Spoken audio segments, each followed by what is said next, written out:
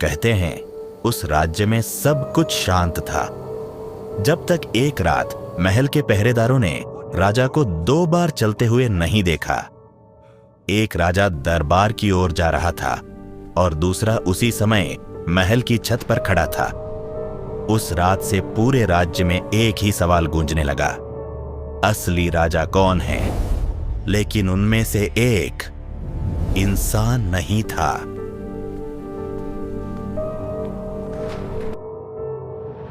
Subscribe करके ऐसी कहानियों से जुड़े रहो।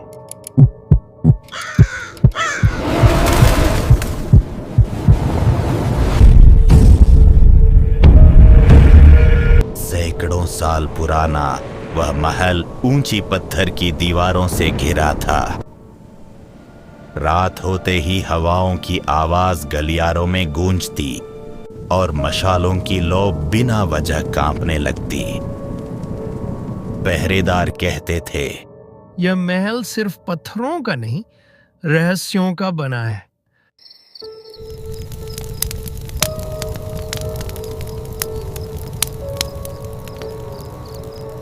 राजा वीरेंद्र न्यायप्रिय और साहसी थे। प्रजा उन्हें देवता समान मानती थी, लेकिन पिछले कुछ दिनों से उनका व्यवहार बदलने लगा था। कभी वे बहुत शांत हो जाते और कभी बिना कारण गुस्से में आ जाते। एक रात रानी ने देखा राजा उनके कक्ष में सो रहे थे, लेकिन उसी समय बाहर से राजा की आवाज आई, दरवाजा खोलो। रानी के हाथ कांपने लगे, क्योंकि बिस्तर पर राजा पहले से मौजूद थे।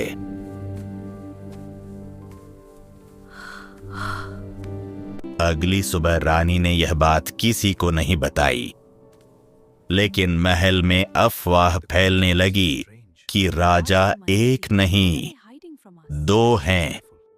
कुछ लोग कहते यह जादू है, कुछ कहते यह किसी पुराने श्राप की शुरुआत है। दरबार में मंत्रीगण हैरान थे। राजा ने एक ही दिन में 2 अलग-अलग आदेश दे दिए। एक आदेश में कर माफ और दूसरे में कर 2 गुना। किसी को समझ नहीं आ रहा था कौन सा आदेश असली है। महल के सबसे पुराने पहरेदार ने कांपती आवाज में कहा, मैंने अपनी आंखों से देखा है 2 राजा बिल्कुल एक जैसे, एक की परछाई थी और दूसरे की नहीं। यह सुनते ही पूरे दरबार में सन्नाटा छा गया। महल की पुरानी गैलरी में एक चित्र था, सैकड़ों साल पुराना। उसमें एक राजा के पीछे बिल्कुल वैसा ही दूसरा चेहरा बना था। नीचे लिखा था, जब सिंहासन पर झूठ बैठेगा तब परछाई सच बनकर लौटेगी। रात होते ही महल में कदमों की आवाजें बढ़ने लगी। कभी राजा को उत्तर दिशा में देखा जाता तो कभी दक्षिण में। लेकिन सबसे डरावनी बात यह थी, दोनों जगह पहरेदारों ने एक ही समय पर उन्हें देखा। अगली सुबह जब रानी ने आईने में देखा तो उनके पीछे 2 राजा खड़े थे।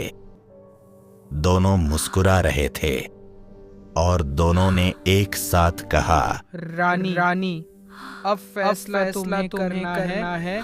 असली राजा कौन है?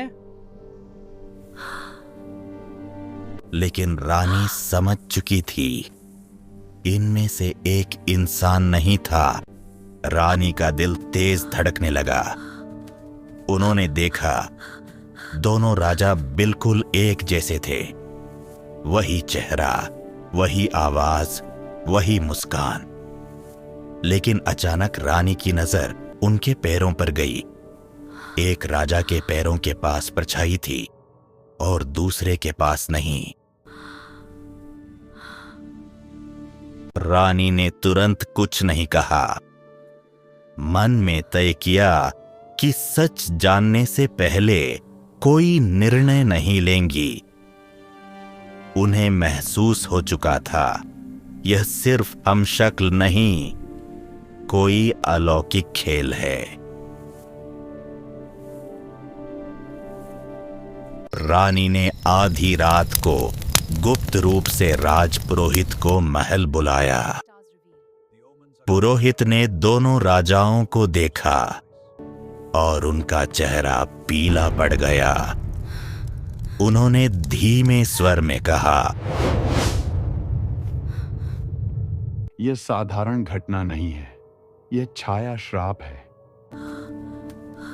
पुरोहित ने बताया, सदियों पहले इस सिंहासन पर बैठे एक लालची राजा ने तंत्र शक्ति से अमर होने की कोशिश की थी, लेकिन साधना अधूरी रह गई और उसकी छाया अलग होकर भटकती आत्मा बन गई। तब से वह छाया हर 100 साल में लौटती है और असली राजा का रूप ले लेती है। अगले कुछ दिनों में दोनों राजाओं का व्यवहार अलग होने लगा। एक राजा प्रजा से प्रेम की बातें करता, जबकि दूसरा बिना कारण सैनिकों को दंड देने लगा। महल में डर फैल गया। अगर गलत राजा सिंहासन पर बैठ गया तो राज्य विनाश की ओर जा सकता था। एक रात रानी ने देखा, क्रूर व्यवहार वाला राजा सोते समय अचानक काले धुएं से घिर गया। उसके हाथ पर एक अजीब सा निशान चमक रहा था, जैसे जलता हुआ छाया चिन्ह।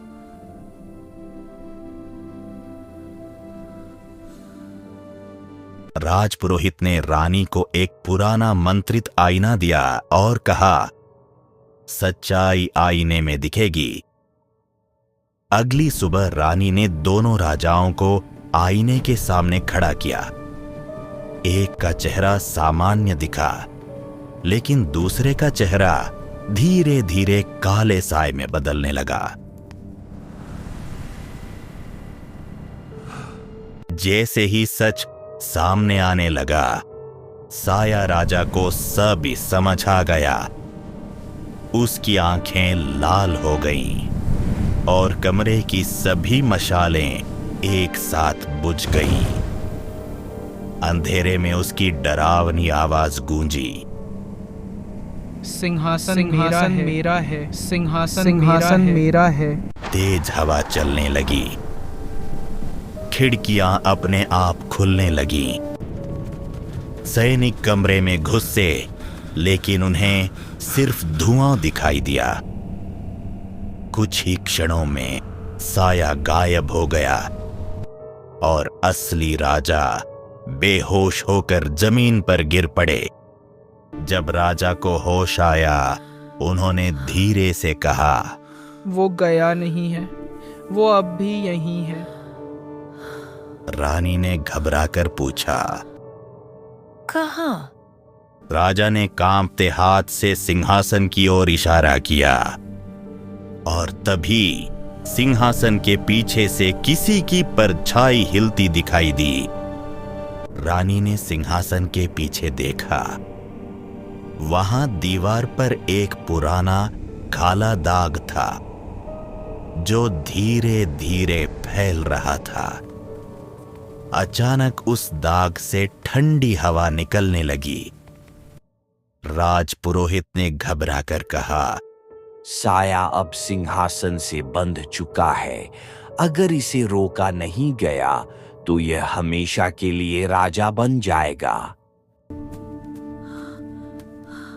पुरोहित ने बताया कि महल के नीचे एक गुप्त सुरंग है, जहां सदियों पहले उस अधूरी तांत्रिक साधना को रोका गया था।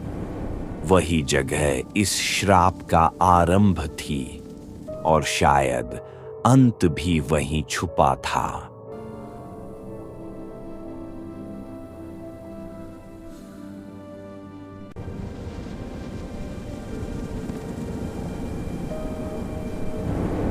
रानी, असली राजा और राजपुरोहित मशाल लेकर सुरंग की ओर बढ़े। सुरंग में कदम रखते ही तापमान अचानक गिर गया। दीवारों पर बने पुराने चिन्ह चमकने लगे, जैसे कोई उन्हें देख रहा हो।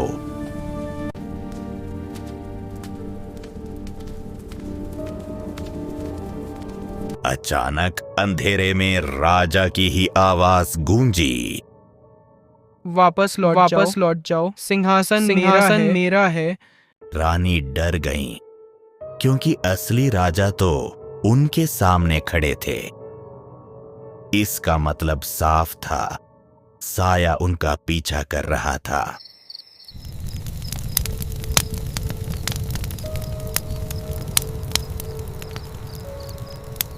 सुरंग के अंत में एक गोल कक्ष था।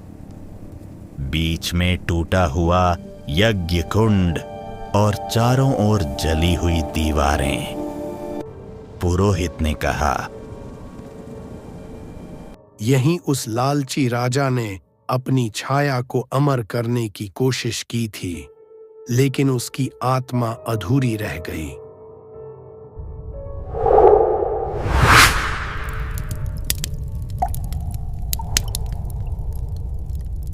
अचानक कमरे की आग अपने आप जल उठी।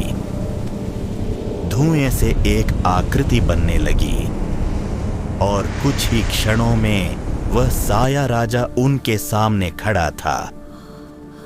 उसका चेहरा बिल्कुल राजा जैसा, लेकिन आंखें पूरी तरह काली। साया राजा हंसते हुए बोला, मैं कोई भूत नहीं। मैं राजा की लालच से पैदा हुई उसकी छाया हूँ। जब भी कोई राजा सिंहासन से ज्यादा शक्ति चाहता है, मैं लौट आता हूँ।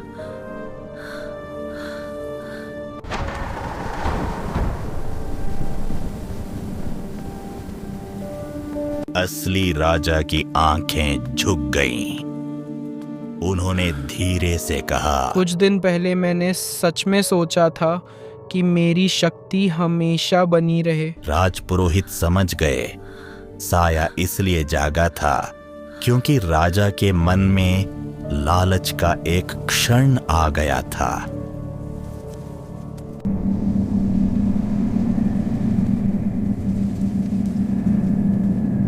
पुरोहित ने मंत्र पढ़ते हुए कहा, इस श्राप को खत्म करने का सिर्फ एक तरीका है। राजा को स्वयं सिंहासन का त्याग करने की शपथ लेनी होगी, तभी छाया खत्म होगी।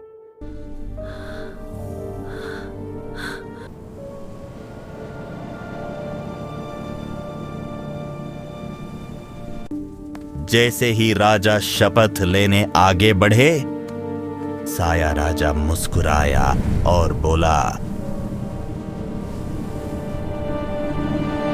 अगर राजा ने सिंहासन छोड़ा तो अगला राजा कौन बनेगा? अचानक कमरे की दीवारों पर कई परछाइयां दिखाई देने लगीं और उनमें से एक परछाई रानी की थी, जो धीरे धीरे सिंहासन की ओर बढ़ रही थी। रानी धीरे धीरे आगे बढ़ रही थी। उनकी आंखें खाली लग रही थी, जैसे किसी और का नियंत्रण हो।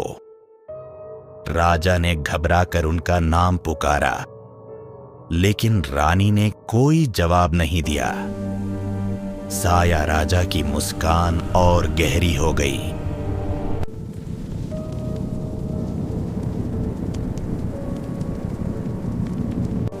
साया राजा बोला, राजा की छाया तभी मजबूत होती है जब महल में किसी और के दिल में भी सत्ता की इच्छा जाग जाए। राजपुरोहित समझ गए, छाया अब रानी के मन को भी नियंत्रित करने लगी थी।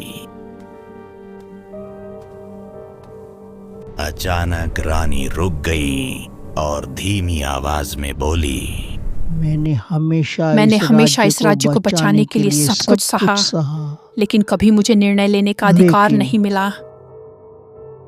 उनकी आवाज बदल चुकी थी।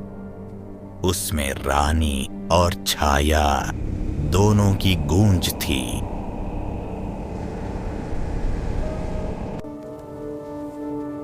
राजा ने कांपते हुए अपना मुकुट उतार दिया। उन्होंने रानी की ओर देखते हुए कहा, अगर मेरे त्याग से यह श्राप खत्म हो सकता है तो आज से मैं सिंहासन छोड़ता हूं। यह सुनते ही पूरे कक्ष में तेज हवा चलने लगी।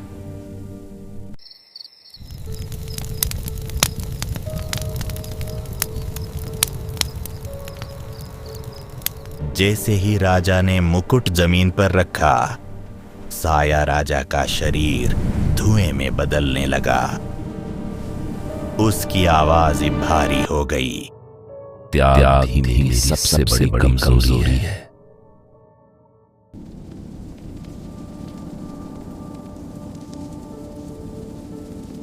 लेकिन खत्म होने से पहले साया ने आखिरी कोशिश की। वह तेजी से रानी की ओर बढ़ा, जैसे उन्हें पूरी तरह अपने वश में करना चाहता हो। कक्ष की आग अचानक ऊंची हो गई और दीवारों की परछाइयां जीवित जैसी हिलने लगी।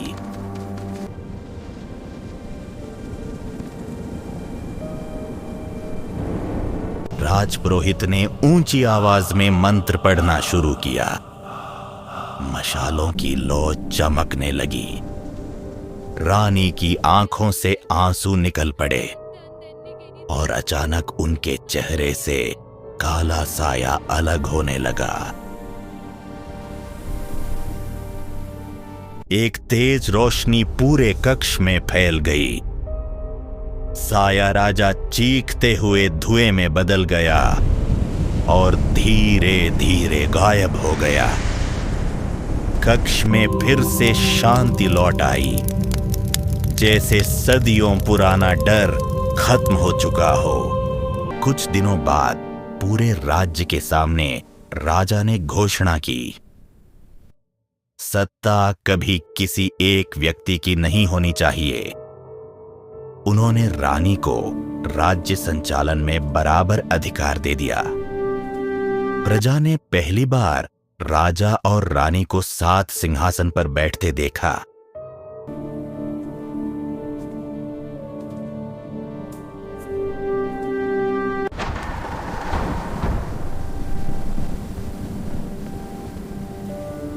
सब्सक्राइब करके ऐसी कहानियों से जुड़े रहो।